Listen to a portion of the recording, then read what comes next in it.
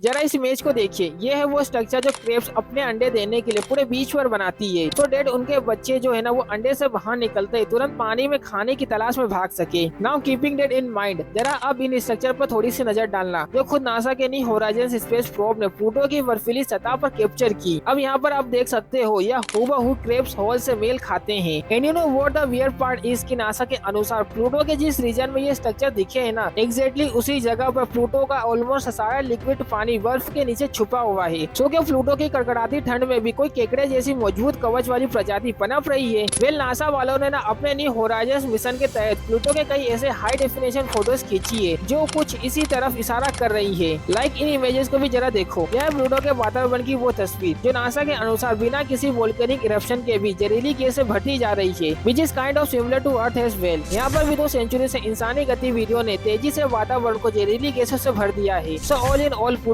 दूर से जितना शांत हमें नजर आता है ना, शायद वो उतना शांत बिल्कुल भी नहीं है। इनफैक्ट जब मैं इसके सभी इमेजेस को देख रहा था ना, तब मुझे एक वियर्ड सी इमेज मिली एंड इट वाज दिस। यह छुपा रुस्तम है एरोकोड, एक स्नोमैन के शेप का एस्टेरॉयड जो प्लूटो के पीछे छुपा था। हालांकि नासा के अनुसार यह कोई साधारण सा एस्टेरॉयड नहीं है, बल्कि एक प्रकार का टाइम कैप्सूल हो सकता है, क्योंकि एस्टेरॉयड्स यूजुअली ऐसे शेप के नहीं होते हैं। सो आखिर प्लूटो अपने अंदर और ऐसे कितने राज छुपा कर बैठा है? Well, the only way to find out is हम एक एक करके उनके सभी मिस्टीरियस इमेजेस को डिकोड करें, वो सच्चाई की जड़ तक पहुँचने की कोशिश करे कि प्लूटो हमेशा से नासा के लिए बहुत ही क्यूरियोसिटी वाला विषय क्यों रहा है। क्योंकि 2006 से पहले हमारे पास जो प्लूटो की सबसे क्लियर पिक थी ना, वो कुछ ऐसी दिखती थी, यानी कि हम लिटरली जुपिटर और सैटर्न के मून्स के बारे में प्लूटो से ज्यादा जानते थे। और इसीलिए 2006 में नासा ने स्पेशली प्लूटो को स्टडी करने के लिए एक स्पेस प्रोब किया, इस कॉल्ड द न्यू होराइजन्स। इस प्रोब का मिशन था बेसिकली जितना जल्दी हो सके प्लूटो के करीब पहुंचकर प्लूटो के हाई डेफिनेशन इमेज नासा को भेजे और उनके जरिए प्लूटो की सतह और उसके वातावरण की पूरी कहानी पृथ्वीवासियों को बयान करी। और अपने 9 सालों के लंबे सफर के बाद ये घड़ी फाइनली आ चुकी है। न्यू होराइजन्स ने इवेंचुअली प्लूटो की पहली क्लियर तस्वीर नासा को भेजी और उस तस्वीर के मिलते ही इट वाज क्लियर। नासा ने ऑब्जर्व किया कि प्लूटो की सतह पर एक बड़ा सा दिल के आकार का एक चिकना सा प्लेट्यू रीजन है, इस कॉल्ड स्पूटनिक प्लेनम, जो प्लूटो के बाकी सरफेस के मुकाबले बस अभी अभी बना है। लाइक लिटरली वो इतना रिसेंटली बना है कि आप कह सकते हो कि जब हम बंदरों से इंसान में विकसित हो रहे थे, तब साइमल्टेनियसली प्लूटो पर यह दिल बन रहा था। और यही वजह है कि नासा वाले मानते हैं कि प्लूटो बाकी के बंजर प्लैनेट्स के मुकाबले पृथ्वी से ज्यादा मेल खाता है। क्योंकि जैसे ही न्यू होराइजन्स ने प्लूटो के इस दिल पर थोड़ा सा और जूम किया और उसकी तस्वीर ली, तो उन्होंने देखा कि ये दूर से एकदम चिकना और प्लेन दिखने वाला रीजन असल में ऐसे बर्फीले पॉलीगोनल स्ट्रक्चर से भरा हुआ है, जो स्ट्रक्चर एक्चुअली में उस सिंपल प्रोसेस से बने हैं जो हम अपने घर के फ्रीज में रेप्लिकेट भी कर सकते हैं। Just to give you an idea, अगर आप अपने आइस ट्रे में पानी भरकर उसे अपने फ्रिज में 1 साल के लिए छोड़ देते हो, तो आप नोटिस करोगे कि 1 साल के बाद उसमें रखा आइस एकदम से गायब हो जाएगा। अब ये इसलिए होता है क्योंकि लंबे समय के लिए फ्रिज में रखी बर्फ बगैर पानी बने सीधा भाप बनकर इवोपरेट हो जाती है, जिसे साइंटिफिकली सब्लिमेशन प्रोसेस कहते हैं। और यही वो प्रोसेस है जो प्लूटो के उस दिल जैसे स्ट्रक्चर में मैसिव पॉलीगोनल और क्रेब होल जैसे अजीब स्ट्रक्चर बना रहे हैं। अभी सब्लिमेशन प्रोसेस का एक और एक एग्जांपल ड्राई आइस है। तो ड्राई आइस को आप जैसे ही बाहर निकालोगे ना, तो वो लिक्विड फॉर्म में कन्वर्ट नहीं होता, वो सीधा गैस बनकर इवोपरेट हो जाता है। This is called sublimation. अब यहाँ पर एक स्टडी के अनुसार जैसे आज से 66 मिलियन साल पहले एक बड़ा सा मीटियोरॉइड पृथ्वी से आकर टकराया था ना, उसी तरह आज से करीब 10 मिलियन साल पहले पॉसिबल एक बड़ा सा ऑब्जेक्ट प्लूटो से भी टकराया था। लेकिन प्लूटो सूरज से कोसों दूर स्थित है और मेजरली नाइट्रोजन आइस से बना हुआ है। तो अनलाइक पृथ्वी आज जहाँ पर उस इम्पैक्ट क्रेटर में पानी भरा हुआ है, प्लूटो के इम्पैक्ट क्रेटर में धीरे धीरे नाइट्रोजन आइस भरना शुरू हुई। और वही नाइट्रोजन आइस जब सब्लिमेशन प्रोसेस के जरिए सीधे आइस से भाप बना, तो वो भाप अपने नीचे की सतह को क्रेब होल्स और पॉलीगोनल्स की अजीब जैसे शेप्स में कन्वर्ट करते हुए ऊपर उड़ गया। तो शायद ऐसे में प्लूटो बकाए में उतना ही बंजर है जितना बाकी के हमारे सोलर सिस्टम के प्लैनेट्स, बट एक्सेप्ट कुछ चीजें वहाँ पर अभी भी सेंस नहीं बनाती है। लाइक नाइट्रोजन से बनी बर्फ तो सफेद होती है। तो इस इमेज के बेसिस पर नासा का ये कहना है कि प्लूटो का मून सेरोन ओरिजिनली रेड नहीं था, उसे सफेद प्लूटो ने एक लाल रंग के कंपाउंड से कोट किया है। दरअसल नासा के अनुसार जब न्यू होराइजन्स प्रोब प्लूटो के थोड़ा और करीब पहुंचा, तो उसने प्लूटो के एकदम plain brightest spot Sputnik planum के बिल्कुल बगल में उसका सबसे खुदरा डार्केस्ट स्पॉट हुल्लू मैकुला नजर आया। जब उन्होंने इस स्पॉट की केमिस्ट्री को थोड़ा डिटेल में स्टडी किया, तो उन्हें इस डार्क स्पॉट में नाइट्रोजन आइस के अलावा भारी मात्रा में मीथेन और इथेन जैसे हाइड्रोकार्बन्स के स्रोत भी नजर आए। So according to NASA, Pluto अब अपनी वियर्ड ऑर्बिट के चलते कुछ टाइम के लिए नेपच्यून के ऑर्बिट के अंदर आकर ऑर्बिट करने लगता है। तो सूरज की गर्मी इन हाइड्रोकार्बन्स को थोलिन नाम के एक रेडिस कंपाउंड में बदल देती है और प्लूटो की कमजोर ग्रेविटी की वजह से यही लाल थोलिन पहले उसे खुद के एटमॉस्फेयर में मिक्स होकर उसे पोल्यूट करके जहरीली बिजली बनाता है और फिर बगल में घूम रहे सेरोन पर भी जाकर डिपॉजिट हो जाता है। यानी कि ये सब इस तरफ इशारा कर रहे हैं कि प्लूटो पर जो कुछ भी हो रहा है वो सब कुछ नेचुरल कॉजेस है। पर let's hold on a second for here. और ये काफी विचित्र फैक्ट है। क्या आपने कभी सुना है कि पृथ्वी पर या किसी दूसरे प्लेनेट पर ग्रेविटी अनइवन है? Well, university of California Santa cruise के एक लीड रिसर्चर प्रोफेसर फ्रैंकिस नीमो ने जब नासा के न्यू होराइजन से मिली इमेजेस को स्टडी किया तब उन्हें प्लूटो के सरफेस पर कुछ ऐसे क्रैक्स और फिल्टर्स दिखे जो बता रहे थे कि प्लूटो के स्पोर्टनिक प्लेनम रीजन में ग्रेविटी अनइवन है। And yes, not gravity field, not atmospheric, बल्कि ग्रेविटी अनइवन है। सो प्रोफेसर फ्रैंकिस नीमो के अनुसार प्लूटो का आईसी दिल स्पोर्टनिक प्लेनम एक ऐसे खास जगह पर स्थित है जहाँ के मैथ के अनुसार अगर 19-20 का भी फर्क हुआ ना तो ऑलरेडी टिल्टेड प्लूटो और भी ज्यादा टिल्ट हो सकता है, क्योंकि ये एक ऐसी खास जगह पर है जहाँ से हम अगर ऑपोजिट साइड की ओर एक इमेजिनरी लाइन ड्रॉ करें तो वो लाइन सीधा प्लूटो के मून सेरोन से जाकर मिले। ऐसे इमेजिनरी लाइन को एस्ट्रोनॉमर्स टाइडल एक्सिस कहते हैं, जिसमें जरा से बदलाव में पूरे प्लेनेट का रोटेशन ही बदल जाता है। और यह प्रोफेसर फ्रांसिस नीमो के कंप्यूटर सिमुलेशन के जरिए वेरीफाई भी किया गया है। इनफैक्ट एक रिसेंट सिमुलेशन में तो यहाँ तक बताया है कि उसके समुद्र का सबसे डीपेस्ट पॉइंट हमारे मरियाना ट्रेड से 10 गुना ज्यादा गहरा होना चाहिए to make a 4 dead amount of mass. अब यह बात कितनी एक्यूरेट है यह तो अभी नक्की पता चलेगी जब नासा प्लूटो के पीछे छुपे एरोकोड एस्टेरॉयड की डिटेल में स्टडी करेगी, जो उनके अनुसार किसी टाइम कैप्सूल की तरह काम करेगा और हमें प्लूटो और हमारे सोलर सिस्टम के बनने की पूरी कहानी के बारे में बताएगा। दरअसल एरोकोड को स्टडी करना या पूरे स्पेस इंडस्ट्री में शायद वो एक लौता ऐसा मिशन होगा जो स्पेस प्रोब के लॉन्च होने के बाद डिसाइड हुआ था। लॉन्च से पहले नासा को पता ही नहीं था कि वो एग्जैक्टली है क्या। न्यू होराइजन्स के लॉन्च के बाद प्लूटो के अलावा और कौन से ऑब्जेक्ट्स को स्टडी किया जा सकता है यह जानने के लिए जब नासा ने हबल स्पेस टेलीस्कोप से दूसरे ऑब्जेक्ट्स को ऑब्जर्व कर रही थी तब उन्हें प्लूटो के पास एक लंबा सा वियर्ड सा ऑब्जेक्ट नजर आया और उन्होंने उसे भी लगे हाथ स्टडी करने का फैसला कर लिया। पर एरोकोड तक पहुंचना इतना आसान नहीं था। न्यू होराइजन्स ने जब 2015-16 में प्लूटो की स्टडी कंप्लीट की तब लिटरली उसके 3 साल बाद ही वो एरोकोड तक पहुंच पाए और फिर उसकी इमेजेस निकालना शुरू कर दी। अब इसे अगर आप थोड़ा सा ध्यान से देखोगे ना तो यू विल नोटिस कि ये नॉर्मल एस्टेरॉयड से काफी डिफरेंट है। ये ऐसा दिखाई देता है कि मानो किसी एलियन स्पेस के 2 मॉड्यूल्स हो। इसके कुछ ही हाईलाइट्स यह है कि यह दिखने में रेड कलर का है, इसकी सतह एकदम चिकनी और प्लेन है और इन सबसे ऊपर यह एक्चुअली में किसी एस्टेरॉयड के कोलाइड नहीं बल्कि फ्यूज हुआ था। यानी कि इसका मतलब समझ रहे हो, हमारे सोलर सिस्टम के बाहरी किनारों पर कोलिजन जैसे सिंपल प्रोसेसेस भी उस तरह के नहीं होते हैं जैसे मार्स और जुपिटर के बीच मौजूद एस्टेरॉयड बेल्ट्स में होते हैं। एंड दिस जस्ट शो कि हम अपने खुद के सोलर सिस्टम के बारे में कितना कम जानते हैं। और यही वजह है कि नासा एरोकोड को सोलर सिस्टम का एक टाइम कैप्सूल मानती है जो हमें अपने सोलर सिस्टम के इतिहास के बारे में बहुत कुछ बता सकता है। अब नासा इस इतिहास के पन्नों को कैसे और कब खोलता है ये समय ही बताएगा। फिलहाल के लिए आज की वीडियो में बस इतना ही फ्रेंड्स। अगर आपको इस वीडियो से कुछ भी नया सीखने को मिला ना तो एक लाइक जरूर ठोक देना।